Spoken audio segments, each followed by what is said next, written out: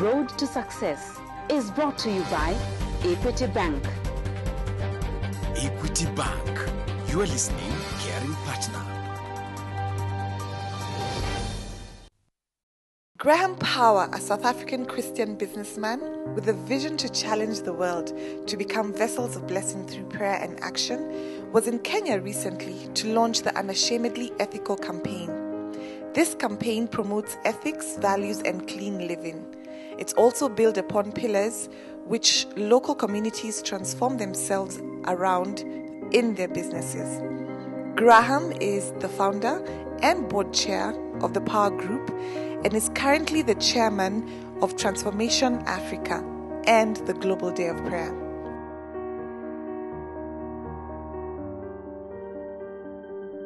We were fortunate enough to catch up with him and have him share with us his journey in building his empire on road to success.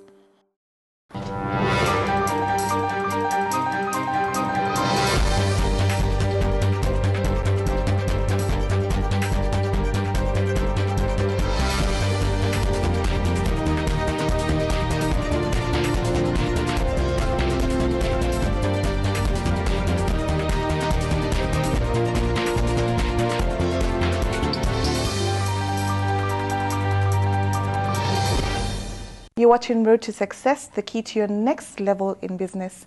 My guest today is Mr. Graham Power. He is the founder and CEO of the Power Group.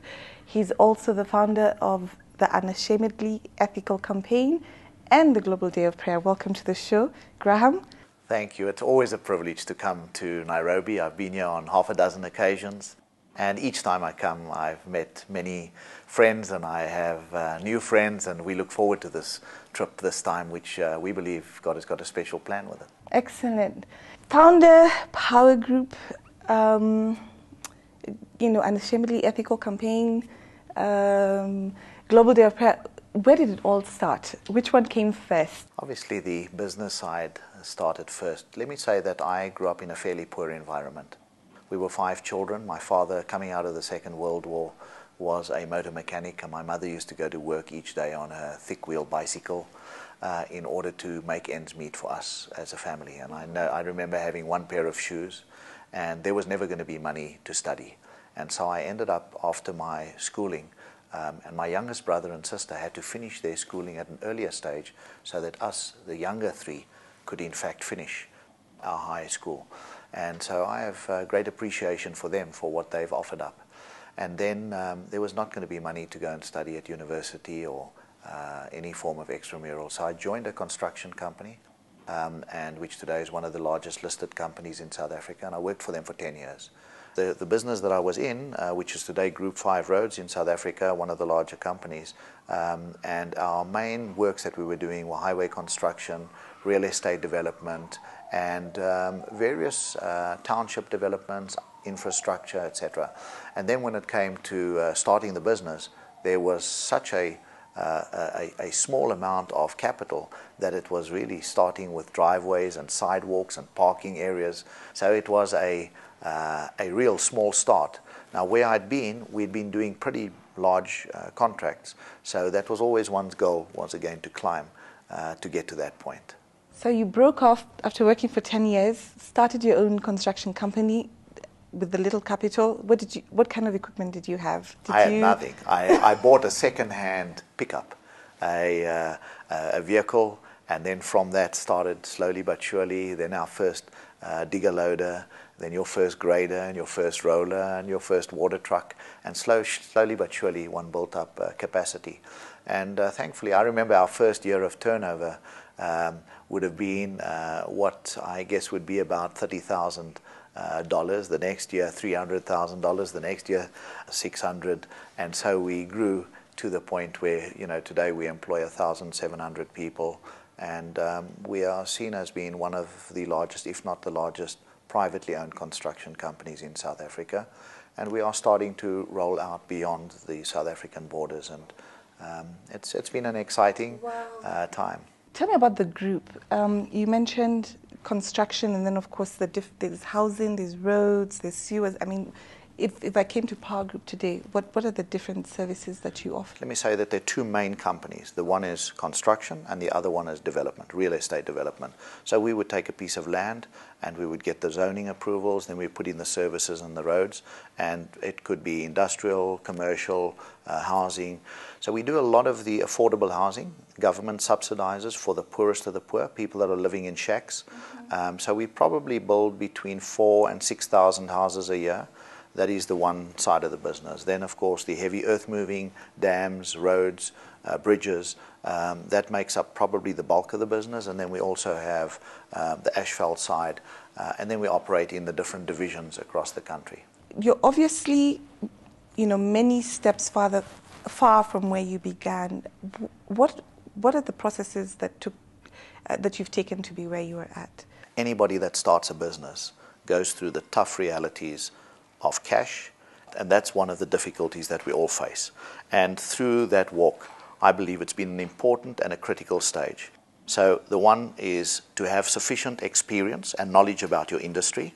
I read a very special book, you may have heard about the book Tipping Point and Outliers, and in there Gladwell talks about how most people, whether that be a professional golfer like a Tiger Woods or somebody in their line of business, make sure that you've got 10,000 hours of experience before you really can know what you're doing. And so it was interesting, and I only read that book recently. That's 10 years that I got experience. And then I had sufficient knowledge to be able to go out on my own. So now you're tendering, you're putting in prices to do a job, then you've got to do the job within that allowance that you've got. You've got to employ people, you've got to ensure that your people are motivated, energized, etc., the plant and equipment that you need. So whatever line of business you're in, obviously people are your most important asset. Now all companies say that in their company visions and missions, etc., but at the end of the day, back at the ranch, if you go and ask those people, how do they feel? I think that's the critical thing, is to really be able to take people along with you and that they all feel that it's their own business. There's the saying which says, if you pay peanuts, you'll attract monkeys. And we have, part of our motto, we say, we employ above average people, we expect above average performance, for which we'll give above average reward. So it's something that we have held on to.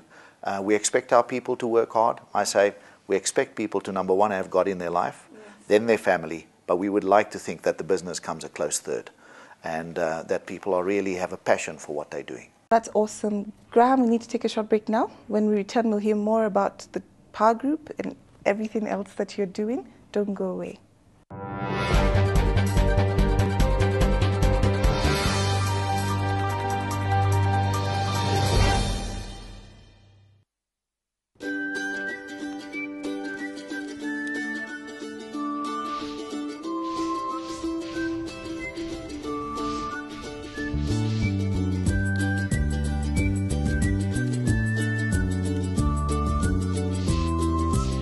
There are easy ways to look after your money. Introducing M-Casho, the account on your phone. Open yours today at any Equity Bank branch or selected M-Pesa agents countrywide. M-Casho from M-Pesa and Equity Bank.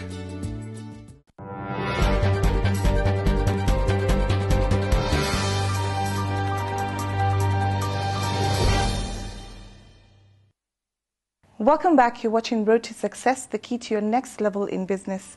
My guest today is Graham Power. He is the founder and CEO of the Power Group. He's also the founder of the Unashamedly Ethical Campaign and the Global Day of Prayer. Welcome back. Before we went on the break, you were sharing with us where you started with the Power Group and working for 10 years, deciding to go on your own, setting up this construction company that is also doing developments, and just growing that. How long has that been? We've been operating for 27 and a half years.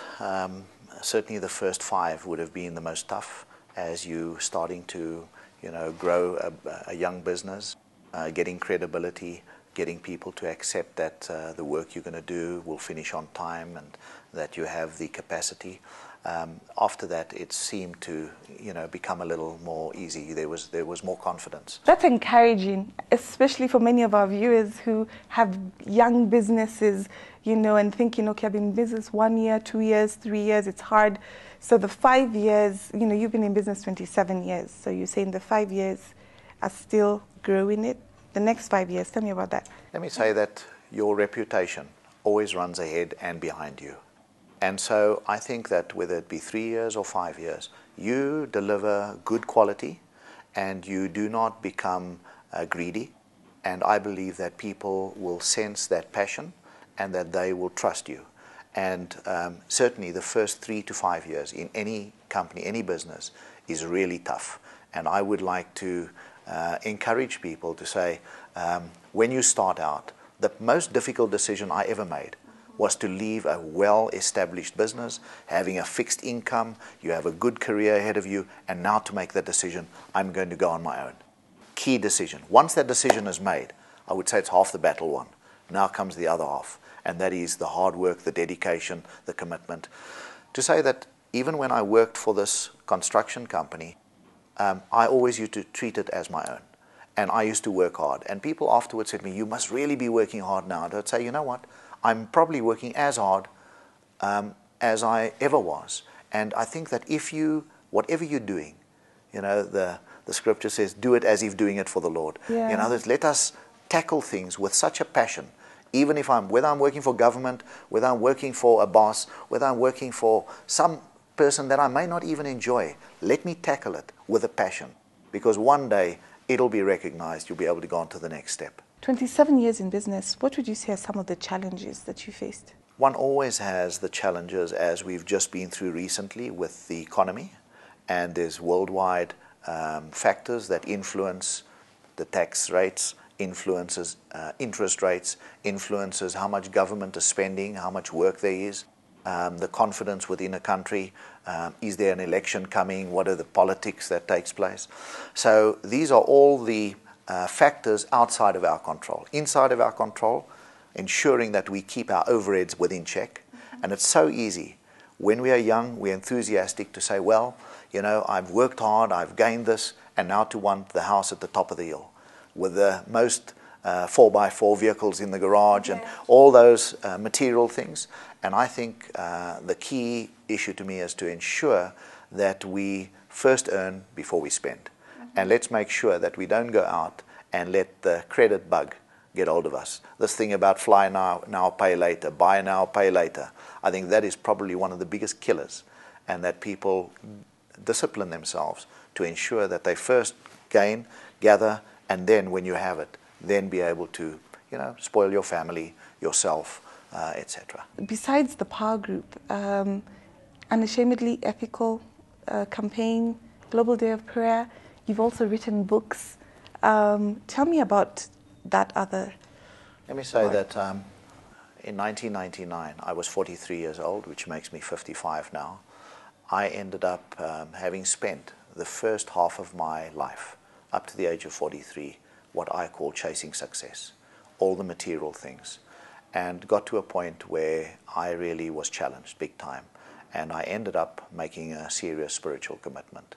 And I went into my study one evening at 11 o'clock. I'd been reading that for the previous few days. I'd been spending a lot of time reading. And I went on my knees and I committed my life, my business, and my family 24/7, 24 hours a day, 7 days a week. Up till that point, I was what I would call a typical Sunday Christian. Every 2 or 3 weeks, when there wasn't good television on the Sunday, I would go to church if my family put me under enough pressure. But really, it was all about myself.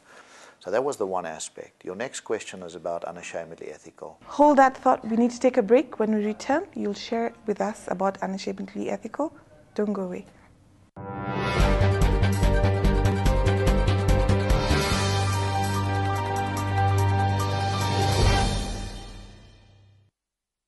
Welcome back to this special edition of Road to Success, the key to your next level in business. My guest is Graham Power. He is the founder of the Power Group. He's also the founder of the Global Day of Prayer and the Unashamedly Ethical campaign. Welcome back to the show. Thank you, Anne. Before we went on the break, actually the last 2 breaks, you've been sharing with us just how Power Group started, the construction company, the development bit in that company, and now we were coming to the Unashamedly Ethical campaign. Tell me about that. You know, Anne, as I shared, it was a very clear instruction that God gave, which is in a dynamic way rolled out across Africa and the world. A second similar instruction came in October of 2006. I woke up at 4 o'clock in the morning with the most amazing experience where for 3.5 hours I got a download, a spiritual download from God, in which He showed me that there were 3 waves that would cross over Africa. The first wave is the wave of prayer, and that is as it has flown through the Global Day of Prayer. The second wave would be a wave of ethics, values, and clean living. And that there would be 3 clear things that were needed. Number 1 is that people would commit to a pledge form where they would commit to not pay or receive bribes and a few other basic ethical issues. The second thing is that there would be an electronic kind of a yellow pages where we as signatories of this would start to do business with each other. So you can imagine if you wanted an electrician or a plumber to come work in your home, wouldn't you rather go onto this yellow pages, onto this electronic database, and then go and pull out somebody that you know has signed that that company is committed to be unashamedly ethical? They come into your home, they're likely to do a decent job, they're likely to give you a reasonable quote, not steal while they're there, and if there's a fault later, they hopefully will come back and repair it. And then the third thing is that there would be an ombudsman, somebody who would monitor if there are complaints about those companies. And this would be like a judge or somebody that of good standing that is retired or is prepared to do this as a service. Now, when you think of, I've got an armband on here, in fact 2, one is says GDOP, Global Day of Prayer, 2 Chronicles 7:14, and the other one is Unashamedly Ethical. And 2 Chronicles 7:14 says, if my people who are called by my name will humble themselves and pray, turn from their wicked ways, the unashamedly ethical, then will I hear from heaven, forgive their sin and heal their land. And that is what I believe is that third wave. I could not see the detail of the third wave, but this thing, unashamedly ethical, on the website today, there are already over 8,000 people that have committed to be unashamedly ethical, primarily in Southern Africa. So there is a website. There is www.unashamedlyethical.com, and people can go on there. They can actually make that pledge live on the database, and immediately they will can commit themselves. So there are 5 forms for youth, for us as adults. Then there's one for business people that can commit their companies. There's one for church leaders, and there's one for government and elected officials. So people in those different lines are able to then commit themselves and or their university or their technicon, their school, their business. And it's amazing to see how God is busy rolling that thing out. Besides logging on to the website that you've just given, how else is the Unashamedly Ethical campaign? How are you rolling it out? What I'm excited about is with this recent visit to Nairobi, there's a team of people here that have taken on the responsibility to say, we are excited about this, our country needs it, East Africa needs it. And so I would say, watch the website, because you will see an amazing development coming out of Nairobi, out of Kenya, which is going to drive unashamedly ethical East Africa. And so without being able to give you all the names, etc., I believe in the next year we're going to see a tremendous move coming out of East Africa. How do you balance all these different things that you do? I've had many people ask me, so how much time, what percentage of your time is in business, what percentage of your time is like in ministry or unashamedly ethical? And quite honestly, it's become part of one life. It's become part of your scenario where whether you're in a meeting regarding business and negotiating, or whether you're in a meeting busy coordinating or speaking at an opportunity regarding ethics or regarding prayer, it's just become part of one's broader experience. So it's so intermingled, and thankfully God has made it possible that one is able to visit and to hopefully inspire or share that vision. One of the saddest things for me is to have read through the international organization that Africa is seen worldwide as the most corrupt continent in the world. Transparency International has got a website, And on that website, where they do this constant annual survey, Africa is seen as the most corrupt nation in the world. We want to be number one in football, and we want to be number one in all kinds of other things. We don't want to be number one with collusion and corruption. And I believe that God is going to use this in order to turn around that negative vibe, that negative, to me it's such that, can you imagine, we will not get rid of systemic poverty in Africa until we've got rid of systemic corruption. You're a businessman doing business ethically. How does that translate in terms of numbers, you know, in your books? Many people have asked me, if you had done your business ethically all the years, would you have been where you are today? I believe yes, and probably further, because God would have known that He could trust you with more. So I want to say that where I initially, in 1999, when I spoke to my board of directors and said, right guys, we only want to be paid for what we do. We want to make sure that our measurements, our quantity surveyors, is fair and honest, etc. The guy said, well, will we survive? And I want to say to you, there was a lot of debate.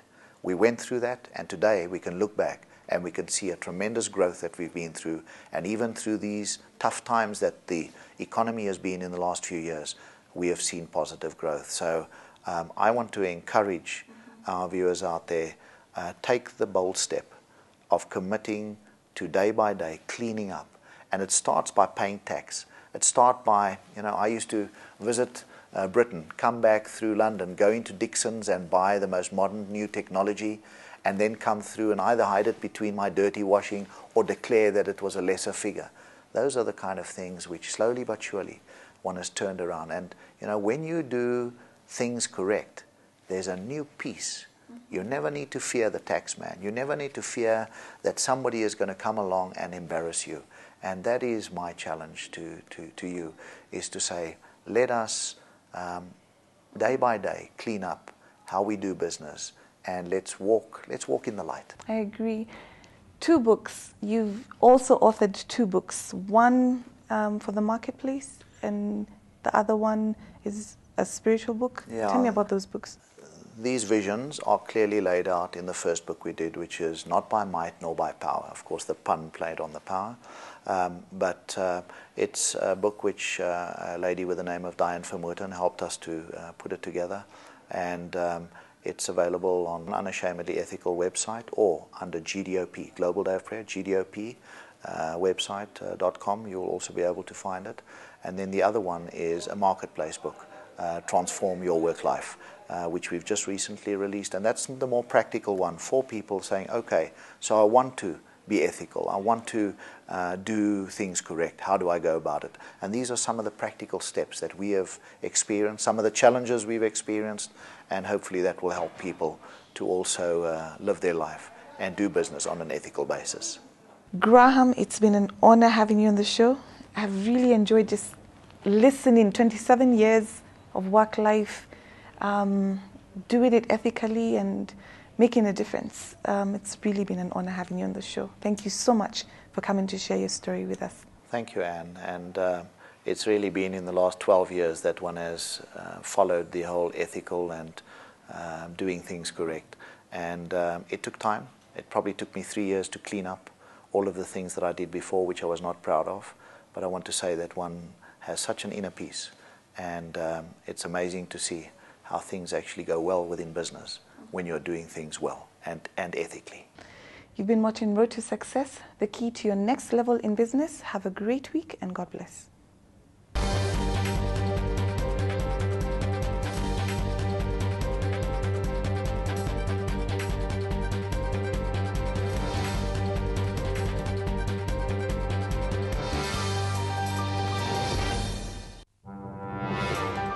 Road to Success is brought to you by Equity Bank. Equity Bank. You are listening, caring partner.